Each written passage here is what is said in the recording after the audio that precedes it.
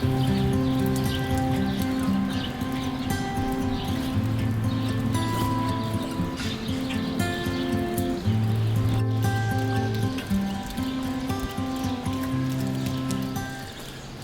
everyone, welcome back to a new video. If you guys seeing that beginning clip there guessed hail, you guessed correct. We just got hit with some hail. I will play some videos that I took on my phone now.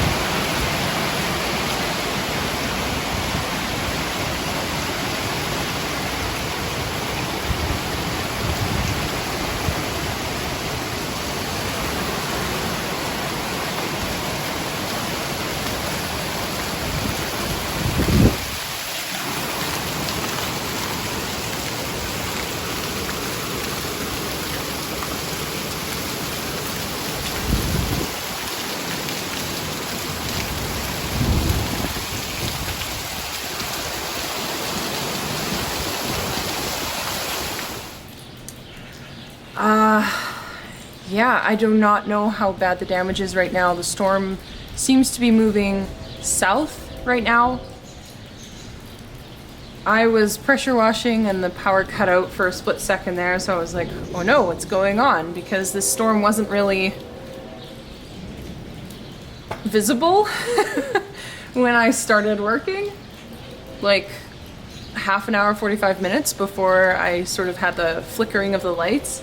And then I went outside to check and was indeed hailing outside. So I think it was a solid minute, and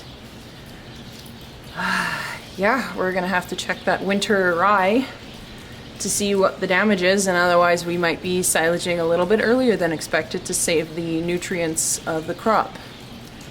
So that's unfortunate. The big white combine is something you never want to see, but it's a fact of being a farmer. So you do plant those crops in the ground knowing full well that you could get hailed out. I don't think we will have been hailed out.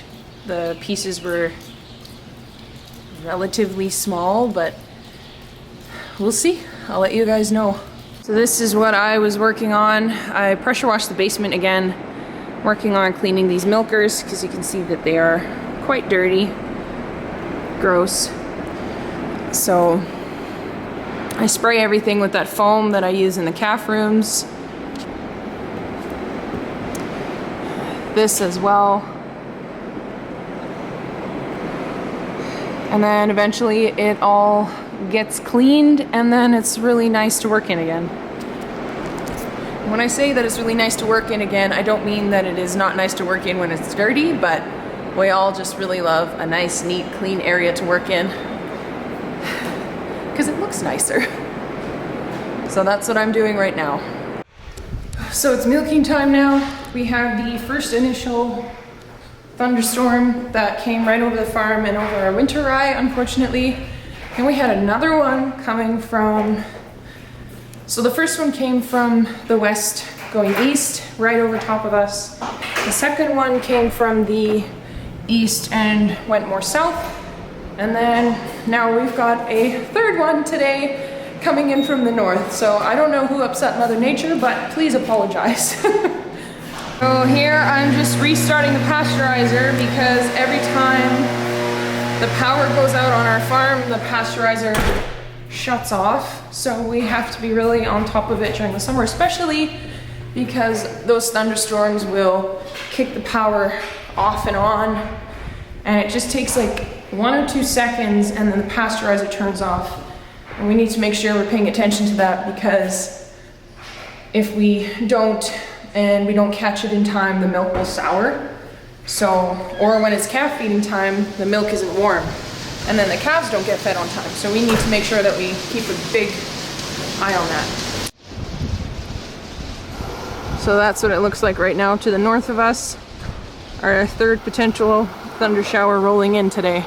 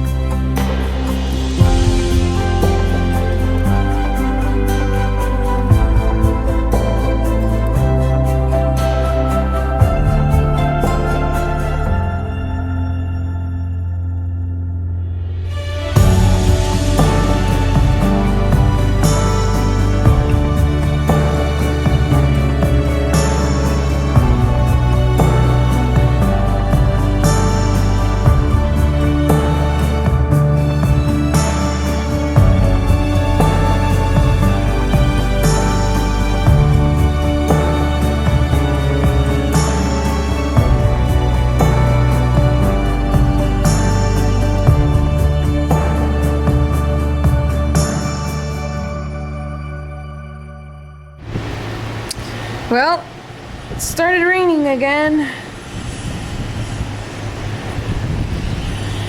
And we could use the rain, but we don't need hail.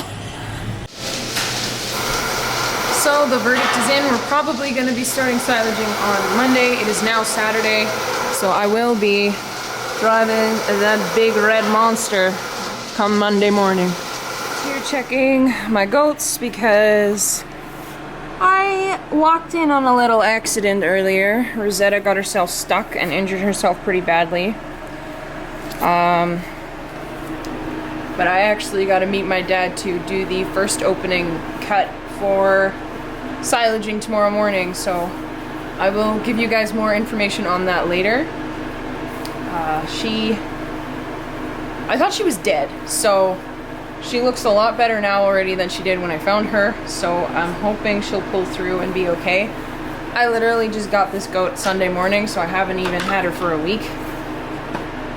Or I have had her just over a week. But yeah, she looks okay now, so I'm praying that she'll keep being okay. These two are doing fine. Right, Gemma? And Breeze is still very concerned about people. The guys are doing great as well, so I will update you on their names as well in the video later on.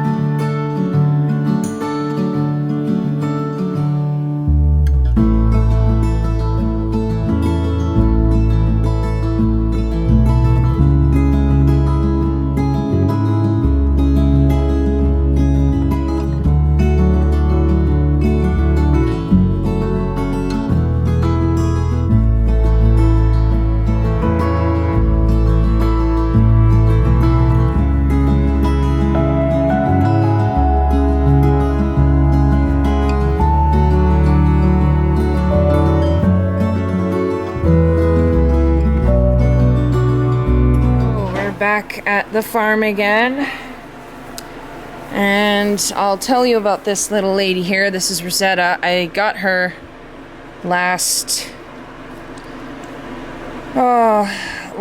week Sunday. She came all the way from Ontario. It's a little bit of blood here from me giving her a needle. So I found her this afternoon around 3:30 with a leg up in the air on one of those metal feeder type things. So she had somehow gotten her foot stuck in this bottom corner here and was hanging completely upside down. And if I would have found her, I think like 20 minutes, 30 minutes later, she would have been dead. Like, she was head swollen, leg swollen, so I was really freaked out. I walked in and I could kind of hear like a really kind of sad goat noise. So I am going to be feeding them on the ground for now, just because I don't want that happening again. really sucks because I really, you know, I care for my animals and I've made a pretty large investment in these goats, so I want to keep them as safe as possible. I don't know how she ended up getting stuck like that, and I don't know how long she was stuck like that for, but obviously it was not good, so I immediately gave her Medicam, which is a painkiller, and I believe it's also got some sort of like anti-inflammatory aspects to it. And I gave her an antibiotic just because I know she's gonna get up here. You're gonna see how sore she is. But I gave her an antibiotic just because she has a pretty deep cut on her leg. But what I'm gonna be doing is, because I did end up dealing with something like this last year with my horse Luna. She had about a 4-inch gash that was 2 inches deep. It was horrendous. It was insane. But the vet recommended that I put raw honey on it and just clean it every day. So that is what I will be doing with her. I don't think it's broken, although she is very tender on it, so everything has to happen at once. So she's obviously not putting any weight on it right now, but she is drinking water, and this has some electrolytes in it just so that she gets some extra sugar and energy so that she can heal faster.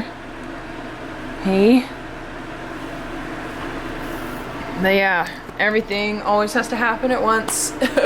Hail, her getting injured, and then because of the hail we have to silage tomorrow, so some of the crop, like the stems, have been cracked, so if we were to leave it for too long, it would dry out the crop a lot, and then you don't get the moisture you need for silage to ferment properly, which is why we're kind of jumping the gun a little bit, and we're going to be silaging tomorrow. So yeah, I gotta be here before I have to start cutting so that I can rewrap her bandage and, you know, clean it again and make sure that she's doing okay. She's eating, and she had some grain earlier. So, although she is tender, I do believe she will make a full recovery. And the antibiotics should help to combat any infection. I'm so shocked that, like, just the way I walked in, I for sure thought she was dead. So, I'm happy she's not. She was really swollen in her face, like she couldn't open her eyes. Okay. And she still may be a bit swollen kind of underneath here in her neck, but she's doing a lot better than she was. And she's been drinking some water, she's been eating some hay. I gave her some grain just to give her some, or like pellets, just to give her some extra energy because she's gonna need it. So, hey girl. And I have her separate where she can see the other two, because if I try to go in, the other two are not as tame, and I'm really worried that they're actually going to try and run her over to try and get away from me. So that's why she is in a pen separate from the other two again, like this. And then the other two are in here. So, again, another busy weekend.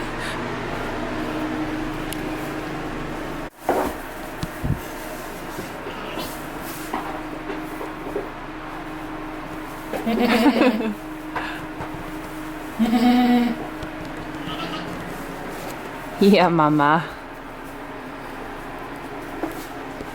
But I would really like to end this video off on a good note and tell you guys what I ended up naming these little rascals. So they're a week old tomorrow, Monday.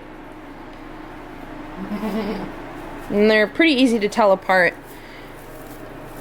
This guy here actually really loves his scritches. He will come and ask for them all the time, and this guy likes it if you're a little bit more gentle and just petting him. So they already have their differences. This guy, he's a bit more shy and a bit slow to warm up.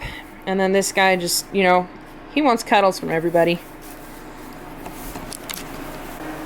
So I'm gonna start with the biggest boy, who was also born first. You guys can say hello to Wild West Trailblazer. He's a very sweet guy. He's a little bit more shy, but you know, I love him anyway. Hey? So this is Trailblazer. And then this guy is the more curious one. He's always really quick for a cuddle, and he loves his scritches and his scratches. This is Wild West Frontier. And my idea with these names was to symbolize the beginning of my herd, the first generation. They really are the trailblazers of the frontier, as it were. And it matches my Wild West prefix theme, so I thought it was the perfect fit. Hey? So that's Frontier. So all of my goats will most likely be having Western themed names, because there is a lot to choose from. And I'm just, like I mentioned before, when I told you guys that my prefix was going to be Wild West, that the herd name is Wild West, I'm obsessed with the Wild West. So I figured what better way than to start it off than naming them something that really started out the Wild West in general. So these two rascals are the beginning of the Wild West legacy.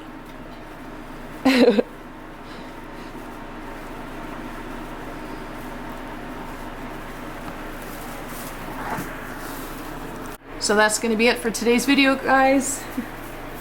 I hope you guys enjoyed it. A little bit of good, a little bit of the bad, and the ugly.